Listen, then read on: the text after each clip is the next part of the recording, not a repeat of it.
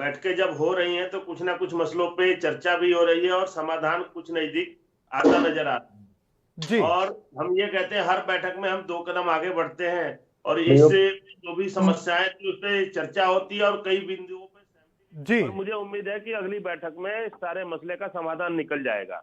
अगली बैठक में सारे मसले का समाधान निकलेगा, ये कन्फर्म है। मुझे भी आप पूरा आश्वस्त है कि अगली बार जो बैठक होनी है 8 तारीख को, काफी मसलों पे चर्चा हो चुकी है, कुछ एक बिंदुओं पर सहमति भी बन चुकी है किसान नेताओं से। क्योंकि जिस दिन बैठक खत्म हुई पिछले दौर की, वहां से निकलते ही राकेश टिकैत जी ने भी कहा था कि बैठक जो है आगे बढ़ी है, निर्णायक दौर की बैठक चल रही है, अंतिम बैठक होने वाली है, बहुत नजदीक है बैठक के। हम ये मानते हैं कि अगली बैठक अंतिम होगी और बहुत अच्छा माहौल में बैठक होगी और उस दिन सारे मसले का समाधान निकलेगा। यानी कि आप मान रहे हैं कि अब कानून को रद्द कर दिया जाएगा, किसानों की मांग को पूरा कर लिया जाएगा, सरकार इन कानूनों को रद्द कर देगी?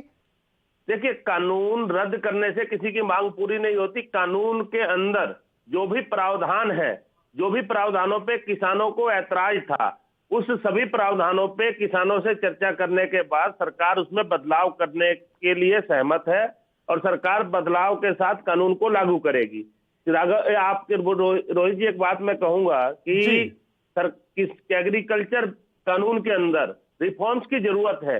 आज किसान को सशक्त करने के लिए कहीं ना कहीं नए कृषि कानून की आवश्यकता है, जो बहुत समय से किसानों की मांग आती रही थी। किसान आज भी है, आजादी के इतने, बार बार मैं ये शब्द दोहराता हूं कि आजादी के इतने वर्ष बीत जाने के बाद भी जी। आज देश का किसान जो है आत्महत्या करने पे मजबूर रहता है।